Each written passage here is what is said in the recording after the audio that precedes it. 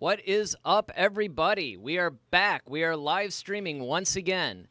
This week on Head to Head, we got a really good show for you. We're going to talk about the Mandalorian docuseries. We're going to talk about Rosario Dawson, expanded role on the Mandalorian, possibly. A little bit of contract negotiations that are going on, but we're going to find out. And of course, our main topic is Star Wars fan toxicity actually preventing more Star Wars movies from being made? It's coming to you right now. You're listening to Head, a Star Wars podcast. Two fans, two generations, all things Star Wars. Begins now. Hello, everybody. I'm Eric Vansel. And I'm Daryl Sanders. And we're coming to you right here on Head to Head. So what's been going on, Daryl? Oh, man, nothing much. Unfortunately, death has unfortunately knocked on the Sanders family door. My grandfather lost his sister and his nephew to the coronavirus, unfortunately. So, that's been kind of something that we've been dealing with for the last couple of days. Mm-hmm. But other than that, it's been cool. That's good. Things have been okay with the whole virus thing. I know we're on week whatever it is of this lockdown. Right. Yeah. This thing has been crazy. Of course, the president's been talking about, reopening the country up to, various things. And, I know a lot of fans are really anxious to get back to the movie theaters and watching, films and things of that nature. But, I just hope that everyone just, Now, you've actually been watching the Clone Wars, as have I. So you actually had a chance to watch the series, like today's episode, right? Yeah, I did. So what's it like? 'Cause I haven't had a chance. I know they're going to do the Siege of Mandalore. This is something that we're probably going to talk about, a little bit later or whatever. But, I just want to get a little sneak peek now. What am I in episode or what? Well, I saw it was cool. It was it had moments of like it almost would kind of choke you up a little bit, when you really kind of see things in its full context. You get to see, Anakin reunite with Ahsoka and just how that is for him. And there's even a little pushback from Ahsoka against Obi-Wan. So that was actually kind of interesting. All right. So I was like, all right, like Ahsoka's definitely grown up, and so it's really cool though. It's really cool. And then kind of the cliffhanger it leaves you on, you're like, okay, what's about to happen. So I don't want to spoil it for anybody who hasn't seen it yet. So it seems, and it's funny because it even starts off weird. It doesn't start off like the typical cartoon series. It starts off almost like a movie, except for there's no crawl. Right. They were saying that this is going to be like really cinematic and everything, that it was going to be like a little bit more like a movie and less like the series. That's what I've been hearing. So I'm really looking forward to seeing that. Yeah, it's really cool. I mean, that's what kind of threw me at first. I was just like, at first I thought I had the wrong thing. I was like, episode, right? Like I didn't hit the movie right by accident. And then I'm like, oh, okay. And it says like part 1. I'm like, okay. This kind of threw me for a second, but I'm like, no, but actually getting into it, it's like, oh, okay, this is really cool. All right. Well, if you guys like what you see and you like this discussion that we're having or whatever, don't forget to hit the subscribe button and definitely like this video. And if you guys are watching us right now, either on Facebook, on our head-to-head Facebook page, or, start chatting with us, because that's one of the reasons why we decided to do this as a live stream. Again, it's still kind of experimental. We're trying to settle in. As you can see, our sets have changed again.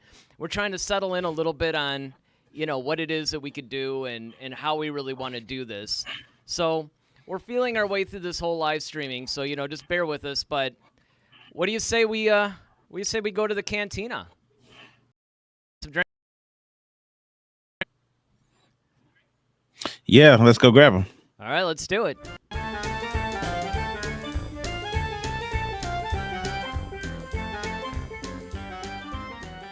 All right, what do we got first? All right, so up first, this is really cool. Speaking of the Mandalorian being kind of a hot thing right now, once again, prime for season 2. the Mandalorian is actually doing a docu-series of behind the scenes of the show, and really kind of going in depth about a lot of different things that have taken place already. You kind of see, of course, you get more Baby Yoda. So for all those fans who are in love with Baby Yoda, you get that. But then you really kind of get to see, just the behind the scenes of crafting the story, how they're making a lot. It's really cool just watching the production value of it, like just seeing some of the stills I saw from the docu series is really cool. Just they had the Mandalorian kind of sitting down and just like the camera angles and how they were just like lighting everything, which is really interesting from, of course, our production standpoint. It was really interesting and cool. But I think we were just going to get a lot of rich with some of the stories and where they're kind of going with it. Yeah, I hope so. I mean, it's one of those things where when I first heard about this, I was kind of like, well, I didn't know how I felt about it. But the more and more that I read about it and the more that I thought about them going in depth and, showing us a little bit behind the scenes, I think this is actually a great idea. Now, besides some of the behind the scenes stuff, story, and do we see Ahsoka anywhere? Well, it's weird because they're going to definitely delve into like the story of the Mandalorian and kind of give us some backdrop to that. But I think that it's actually a multi-part, like it says, it's a series. So they're actually going to break down several different components of it. And so I think they are eventually going to kind of maybe even give us a little bit of a tease of what's to come for season 2. Well, I hope so, because, and here's the thing. I mean, as much as I love behind the scenes stuff, sometimes, I mean, I don't know. I go back and forth. I don't know about you guys out there. What do you? I actually sometimes really enjoy the behind the scenes stuff, and then other times, I don't know. It doesn't do that much for me. Even though you would think that being in production and all that stuff, I would eat that stuff up, and normally I do. It's just that, I don't know. But with the Mandalorian, though. The Mandalorian, I think, would actually be really interesting. And the fact that this is a whole series, it's not just like a 2-hour special or something like that. It's like this whole... It's actually going to be really cool and really enlightening. And I also think that it's really going to, I want to say like, I don't know, expand the storyline a little bit. Because there's a lot of things that the Mandalorian has to fill in. It's the first thing that you see that's post...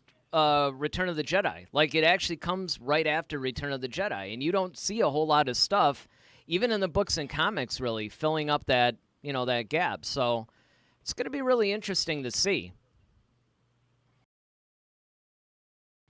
Yeah, definitely. Sometimes, like you said, with behind the scenes stuff, it can sometimes taint your experience, when you're, watching the series or whatnot. But I think in this particular case, I think there's so many different enriching details that you can kind of glean from this, especially kind of like the writer's choices, like hearing from the directors, from Filoni, from Favreau, from maybe different directors, what made them kind of shoot it this way? What were some things that we might have missed that we didn't pick up on?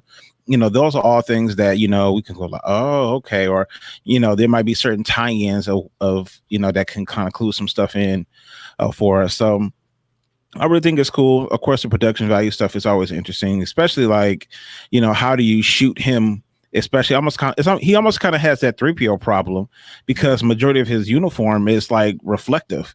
So it's just like, and he's in majority of the scenes. It's not like 3PO where, 3PO is in there for a short period of time and then he's gone.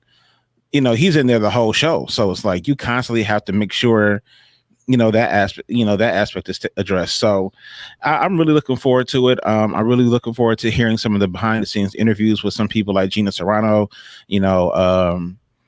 Hopefully they have Giancarlo Esposito on there, just to love to hear kind of his take, because he's really been like kind of championing, season 2, and he's just he's really kind of like loving being a part of the Star Wars universe. So yeah, I'm really looking forward to it. Yeah, and again, it's one of those things where I think that if it's handled correctly, this could actually be a really nice thing to fill in the gaps a little bit between season 1 and 2. I mean, not necessarily like it's a season 1.5, because obviously it's just a behind-the-scenes docuseries, but I think it's a good way for, the actors to talk about, now that we've seen the first season of The Mandalorian, unlike when they were being interviewed beforehand, I think it's going to be a really cool thing for us to, to check out. So, that said, what do we have next? Well, I'll tell you. So, speaking of The Mandalorian, of course, Rosario Dawson, has been selected to play one of our favorite, at least one of my favorite Jedis, Ahsoka Tano, in live action. And of course, a lot of fans are really excited. And we've been talking about Rosario Dawson, over the last couple of weeks. And one of the things that I found interesting when I was kind of like looking up some stuff online was that her contract. So her contract has been kind of expanded to kind of cover multiple episodes. So I'm wondering, like, okay, how many episodes is she going to actually be a part of? One. And then the other thing is like, okay, some people are even speculating that she's actually going to get her own spinoff show out of this. So, which I could see, because now you have, especially all the knowledge that we have of her from the Clone Wars animation, and then she's popped up in Rebels, which puts us a little bit closer to episode 4. So then now it's like, all right, well, what's going to happen? Well, what happened in that time period from then on? Because now that we know that she's been alive all this time, what has she been doing? What's been going on from her perspective? Exactly. Because then there's a lot of things she could talk about, Vader and the Emperor. I mean, all this stuff. So it's kind of like, well, yeah, where the heck have you been? And, so I think that you could get a show out of that, especially if she delivers like we hope she will. I think people are going to start clamoring for because then that's it's almost kind of reminds me of that whole Lion King 1.5, when you kind of see things from Timon and Pumbaa's perspective of what happened, the events that happened in the Lion King. So I think you could kind of do something like that for Ahsoka's, like, okay, well, this is where I was while Luke Skywalker was going around battling his dad. But this is kind of like what I was going through and kind of having to deal with myself, after she did her battle with Anakin Skywalker, aka Vader. Yeah. And I mean, here's the thing too, is that first of all, I had always assumed that she was going to be getting, her own, I guess, like her own thing, right? Series, but at the very least, I felt like she had to have at least gotten her, like her own story arc within The Mandalorian. Like, I don't think it's just going to be a one and done kind of a thing. I think it's definitely going to be a situation where you have her, having an adventure throughout the whole thing. Now, how that's going to fit in, I have absolutely no idea, because I can't even begin to imagine where she's going to fit into the Mandalorian story arc. I could see her having her own series, because the last time that we see her, she was what? She was like going to the world between worlds or something, and then she was going off, sort of on her own adventure. And it would be really interesting to see how the trilogy ends, what happens to her character from then on, because we really don't know. And that's been one of the biggest questions the whole time. It's like, well, where's she been this whole time? Like, during the whole original trilogy, a lot of people assume that she must have died, but if we got an actress that's coming in and playing her in The Mandalorian, then apparently she hasn't died. So, right. I don't know. Because my thing is, how does she escape Vader? Because the last is when she dueled Vader in Rebels. And then Vader walks out. He's kind of battered and bruised. And then there's that owl-looking bird thing that kind of flies off that kind of insinuates that, maybe she morphed into some weird thing or whatever. So I don't know. I mean, it's like she's like, a Dracula or something. She can turn herself into a bat or owl or whatever the heck it is. But so if that kind of gives that credence to like that scene, if she survived, but then it's like, well, how? So I think if we kind of get that backstory, I think that'd be really cool.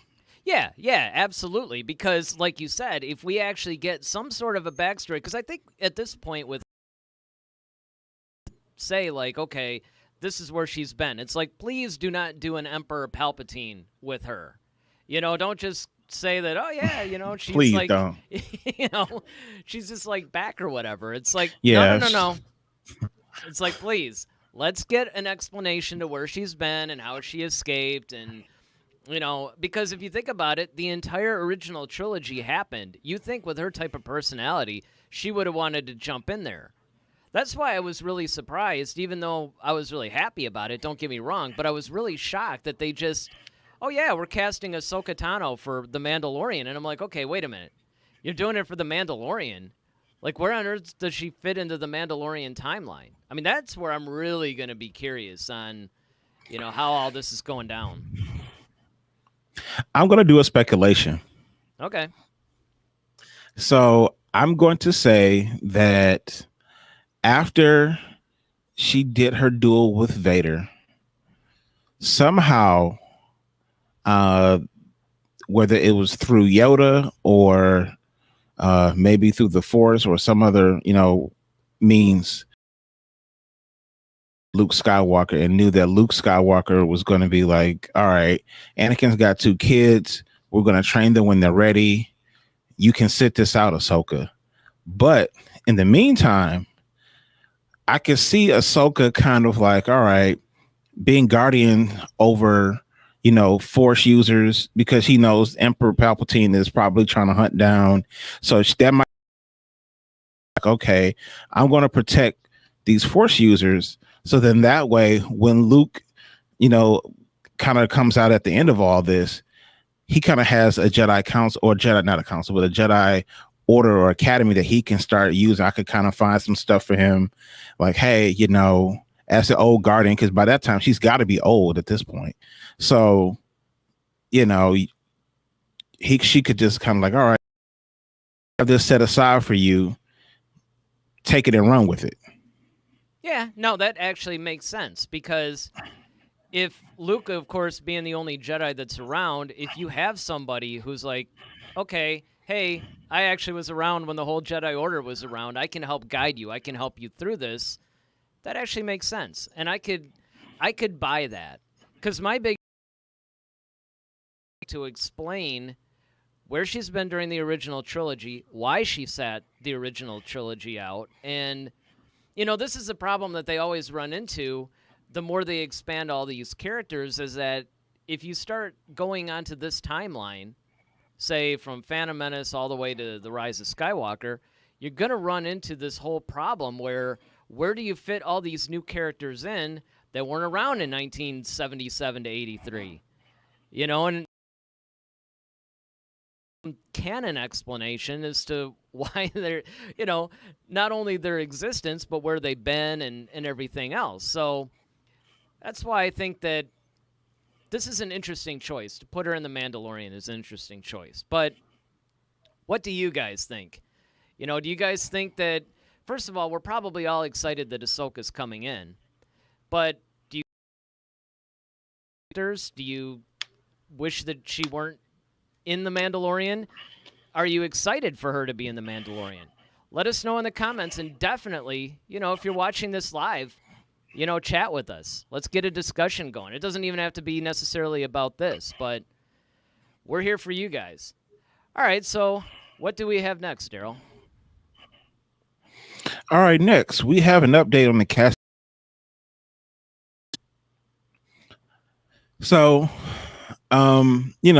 this is one of those series that we haven't heard much about, but we've always kind of really wanted to hear what was going on with this. So prior to the coronavirus, they have already started pre-production on the Cassian Andor series. So they had 6 weeks of pre-production. That's where they were, at the time that this started. One of the cool things is that they're going to use a bunch of unused characters that weren't allowed to really use. Not say allowed, but they didn't have a chance to really use during Rogue One. So I Okay. think that's going to be really cool just to kind of see, what characters didn't we get? Of course, we got K2SO, Alan Tudyk is coming back to play him. And of course, we have Diego Luna playing Cassian Andor. And so I think we're going to kind of get some things as far as his background, because he was like a part of the Separatists, colony. And so then now he's coming back into the whole rebellion thing. So how did he get there? And I think it's really going to be interesting to see the dynamics between, he and K2SO, because they both came from the opposite factions. So now that they coming from opposite factions, but now they're paired together and they're working together, I think that's going to be an interesting combination and it was a cool one that we saw in Rogue One. But I think like the beginnings of that, is going to be very interesting.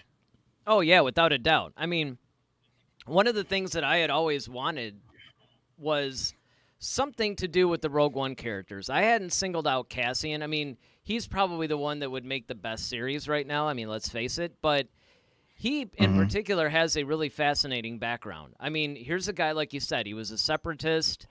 He didn't trust the Jedi. He's, in a way, he's kind of like, I'm trying to think of who it was now. There's another character that was really like that. I mean, the Mandalorian is kind of like that in a way. He definitely had his scars from the Clone Wars as a result of it. So Cassian ends up fighting for the rebellion, but he actually was a former separatist. And that, to me, is a storyline that I think you can really get into some stuff. Like I said, I don't think we necessarily need Cassian Andor as a little kid, right? Growing up, or a teenage Cassian or anything like that. But if we could get something maybe when he was in his early 20s, going on some sort of adventure. Or just whenever he decided to, okay, maybe kind of show some things that he did right before he defected. And said, okay, this is kind of my life. This is what I was doing. So we kind of get a picture of what his life was like. And then something happened that changed him, go over to the rebellion, and then boom. Yeah, absolutely. There you just leave it at that. Yeah. Yeah, that would be good, because it's a little bit of a backstory, but it's not, it's not like a crazy type of a thing.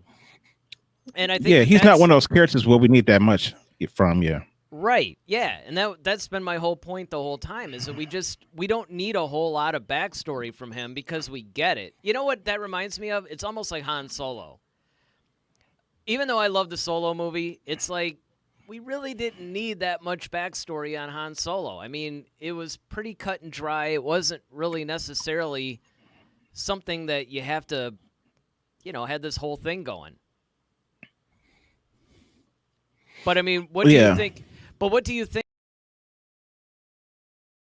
Actually go into how he met K2SO, or do you think K2SO should already be partnered up with him? I think you have to show that relationship, because with anything, just like I felt like you had to show the relationship, like how, like if you're going to do a solo movie, you got to show him how he meets Chewie, and just how that whole, I mean, granted, some people already kind of knew that, but I mean, just see it in context to kind of see how that happens. I think that's going to be, and especially with those two being such a team or a partnership, no different than, you had to show the Sabacc game that happened between Lando and Han, just to see how he got the Falcon and why that whole exchange happened on Cloud City. So, I mean, it has to you kind of have to go back and give that context. So when you see the relationship between, those, so you got to kind of do that. No, that makes sense. That's a good point, because it's like you said, if you're going to do a solo origin story, then you have to tick off all the, Sabacc game where he loses the Falcon, got it. Where he meets Chewie, got it. In there. We're going to do something where there's a background story, then you have to give us all of that. And with Cassian, I agree. I think that if you show us how did he meet Chewbacca, not Chewbacca. Hey, you never know. Maybe, maybe, right? I mean, he's around. But right. if you actually show how he met K2SO, and maybe if he interact with any original trilogy or prequel characters, again, I don't need it. I don't necessarily think that it would be a good idea to keep, mining everything. It's like, okay, here they go. They're going to put Darth Vader in because they want to sell tickets. I don't think they necessarily have to do that. But, if you could see, like, say, Palpatine on, a holonet type of a thing or something, I think that would be a good idea. Definitely. But here's the thing, and this is what I want to know from you guys out there, whether you're watching this live or whether you're watching the replay. Out of all the Rogue One characters, which one would you have wanted an actual Disney Plus series from? Now, it could be Cassian Andor, because like I said, I would probably go for that. Maybe Chirrut Îmwe. Maybe those guys. Because that whole like Guardians of the Wills thing, that I think that would have been pretty cool. What's the other guy's name? Oh, Baze. Yeah, Baze, that's it. So if you showed me like a series with those two guys, I think that other than Cassian, that's probably what I would have wanted to see. But again, you could give me something with Jen Erso, and there was implied in Rogue One this whole backstory with her and Saw Gerrera, right? I mean, we know that Saw finds her as a kid. Yeah. I wouldn't mind seeing something like that. But what about you guys? Let us know. Let us know live in the chats. Daryl's standing by. We got the chats open. We got everything good. Or if you guys, like I said, if you're watching the replay, let us know in the comments section. We'd love to talk to you guys. All right. What do we got next? Next, we have Duel of the Fates.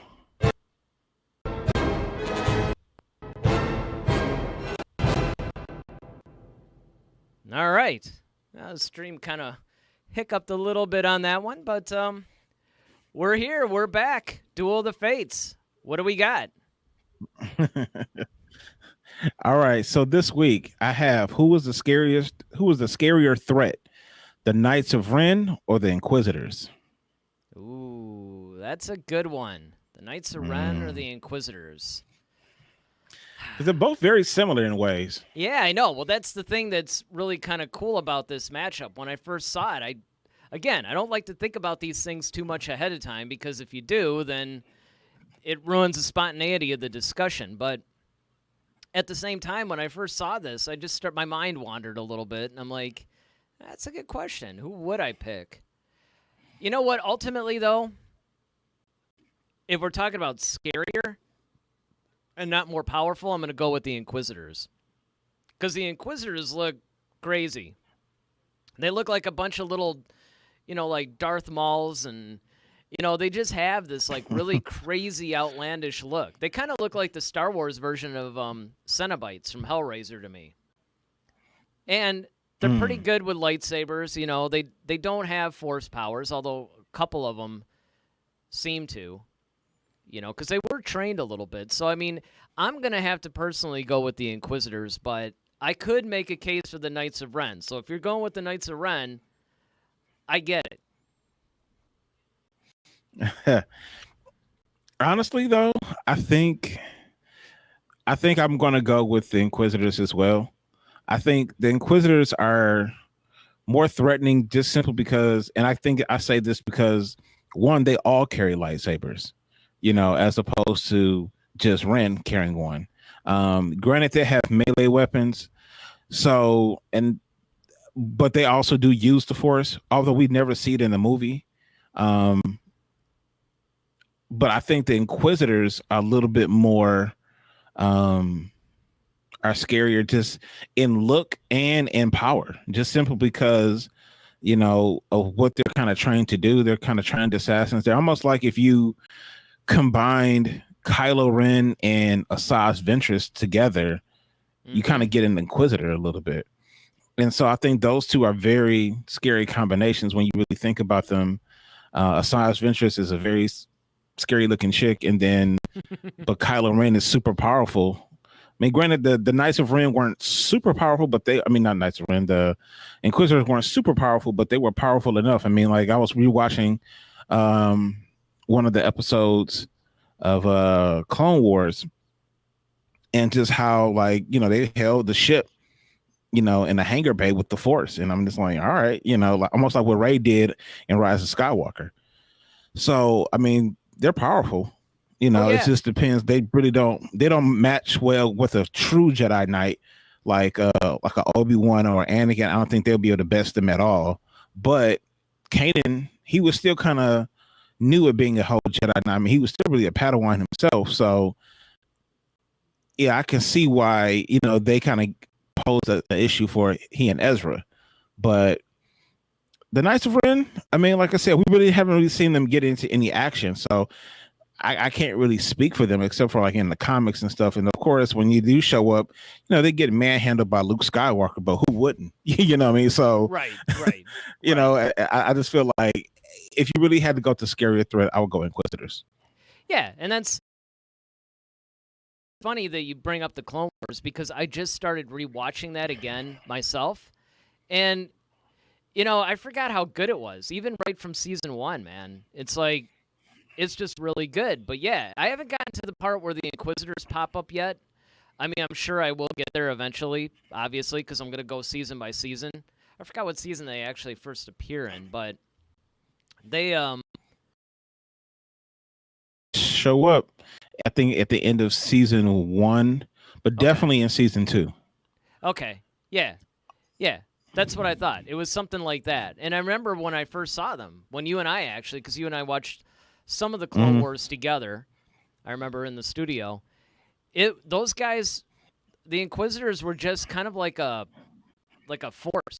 I mean, they weren't like overpowered really, but at the same time, they were scary enough that, yeah, if you're an Anakin or an Obi-Wan or somebody like that, but you had a good point. I mean, Asajj Ventress looks a lot like an Inquisitor. In fact, that's who I thought she was at first. Once they brought in the Inquisitors, I'm like, oh, I wonder if she's part of, like their clan or whatever, but pretty cool. Yeah, I mean, so since we're talking about the Clone Wars, and I was kind of skipping around a little bit, so I know you're kind of watching them in order again. Mm-hmm. But when you get to the episode where Ezra, that whole thing when they went to that to the Mandalore. Yep. So there's in that episode, the first part, they are Ezra and Kanan are walking around and they're like, hey, it looked like a big battle was held here. And then they, Ezra started picking up lightsabers and he ignited one of them. One of those lightsabers are the ones from the High Republic. Really? So it's yeah. So I was like, no way. And then like you see kind of how the figures are kind of frozen in that one spot. They look like the guys from the High Republic books. Mm-hmm. Yeah, well, it's funny. So I was like, that. oh. Yeah, I mean, and I remember because both of us are reading Dooku Lost Jedi or whatever, and it's like they mention a High Republic thing in that book. So they're starting to set some things up. Yeah, I think our stream has frozen a little bit. Yeah, it kind of looks like it. You kind of have this high glass overlook. Going so well too, and it was going so well. Hopefully it picks I know, back right? up. It's like one day we're gonna get this right. I mean, it's just one of those deals where all I got to do is get a more powerful computer, and we're there. I mean, it says it's perfect streaming again, so I'm thinking it's gonna catch up. But hey, I haven't tripped my system in a while. We could do the next intro. What do we got next, Daryl? We have From a Certain Point of View.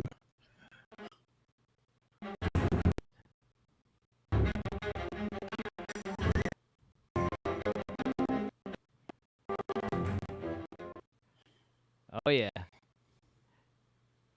All right. I think we're back. Yep. Oh man, you know what? It's funny because I've been watching I've been watching all these videos about, streaming and like exactly what to do because again, the way we do it on a corporate level is we have a bunch of broad and that computer feeds out the stream. But with this stuff, it's kind of like we're doing the entire production and it's very CPU intensive. So my laptop, unfortunately, obviously is not powerful enough to do it. But the good news is we do have the recordings. If the stream gets too messed up or whatever, I can just take it down, re-upload the real episode. So it's we'll get it. We do like the idea of streaming, so we'll keep it going. But speaking of things being blown apart, we have some toxic Star Wars fans that might actually be ruining everything for us. What's going on? Yeah, man. So I was kind of reading an article, and it was actually, kind of troubling that, Star Wars is kind of facing this weird predicament where a lot of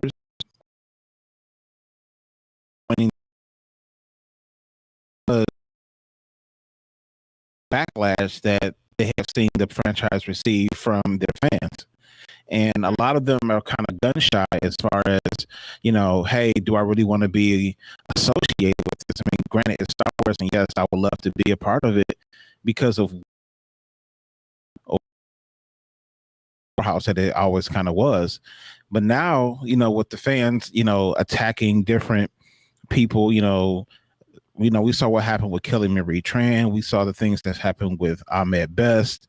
We've heard things with Jake Lloyd. We've heard all sorts of things. Even like, I told you off camera about that one tweet that a fan posted about, if I had 2 bullets and I had the choice of shooting, Hitler, J.J. Abrams, or I forgot who the other like crazy villain was, but the person was just like, yeah, I'll shoot JJ twice. And I was just like, dang, like, first of all, insinuating a threat on another human being, really. And then on top of that, it's a situation where, JJ doesn't deserve that. Nobody deserves that type of rhetoric. So I just think that, as fans, we love Star Wars. We're passionate about it, and that's fine, and that's okay with names. But I think that people really do need to understand that, like, this has wide sweeping effect. I mean, I get it. We're trying to be the gatekeepers of a franchise that we love, but we're also shooting ourselves in the foot too, because it's like, and I don't think it's the actors and the actresses' fault. I mean, if anything, the blame more so is always goes towards the house itself, not so much the directors or because at the end of the day, the buck stops with them. Ryan Johnson, as much as people hated, The Last Jedi, and yes, that's the thing that he wrote and directed, it still had to get approved by Lucasfilm. Exactly. And if all those guys signed off on it, then they all thought it was cool. So you see what I'm saying? They have no problem firing directors before Colin Trevorrow or Lord and Miller. So, I mean, it's not like they have any qualms about firing anybody who they think can't get the job done. So you have to look at the head. You have to look at, and when I say that, that doesn't mean now start making death threats towards Kathleen Kennedy either. But you can make your disapproval known in a more constructive and productive manner where, people don't feel like they need extra security around them, or people feel like they have to go to see a therapist because they directed a movie. It's all entertainment at the end of the day. And I get it, that's our way of escape sometimes. And, we've kind of fallen in love and we see ourselves in these characters, and it's a beloved thing and it holds a special place in all of our Star Wars hearts. But yeah, to the point where people, now it's going to be harder to get content made because now you want like, okay, well, when's the next movie coming out? When's the next show? Well, they can't because people don't want to deal with it. Quality actors don't want to associate themselves with the franchise anymore because they feel like the fans are too toxic. Yeah, I absolutely agree.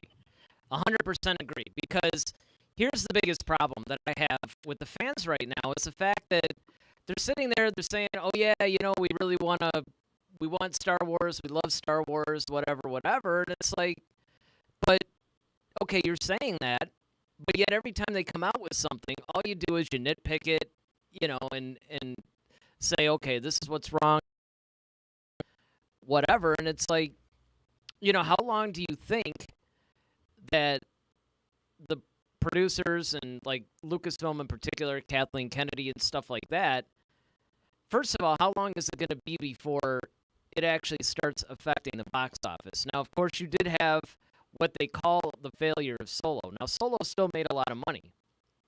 Don't get me wrong. Money, it's still one of those situations where it didn't perform up to, say, the levels of The Force Awakens or, something like that. Or even The Last Jedi. As much as The Last Jedi was hated, still, you had a whole situation where, everybody still went to see it. Everybody still paid their billions of dollars. It looks like we lost Daryl. Hopefully he's working on getting himself back. In the meantime, I'll just keep going on and on about this whole situation that we have with the Star Wars fans because this is something that I'm fairly passionate about. It's one of those situations where I think that unfortunately have worked themselves into a little bit of a box, right? So by that, what I mean is you had the original trilogy that everybody loved, pretty much universally. And from there, it starts to go on, and it starts to go on and expand. You get the prequels, right? Then you're getting a couple of TV shows and stuff like that. And the prequels, of course, were the first thing that everybody hated. That was just number one. But that's nothing compared to what the sequel trilogy is getting. Because even though fans were disappointed with the prequels, at least you still had a situation where, I don't know, it's hard to explain. People hated it, but at the same time, it was still Star Wars. So you didn't actually have the hatred toward Star Wars itself so much as people just picked on the acting and they picked on the CGI and they picked on a lot of this other stuff. But they weren't necessarily crying about how George Lucas, getting death threats and stuff like that. You did have a few people or whatever, but I mean, that was few and far between. Most of the time, everybody was pretty cool about it. All right, so let's see what we got here. I'm still trying to get Daryl back. So I'll tell you what, guys, sit tight for a second, okay? Because what I'm going to do is I'm with us so we can hear what he has to say. Because this is something that I know he feels very strongly about too, and I'd hate to rob him of his opportunity to do this. Plus, like I said, we had a good show for you guys, but again, this just happens sometimes. We're having all kinds of crazy technical difficulties tonight, which, I don't know. It seems like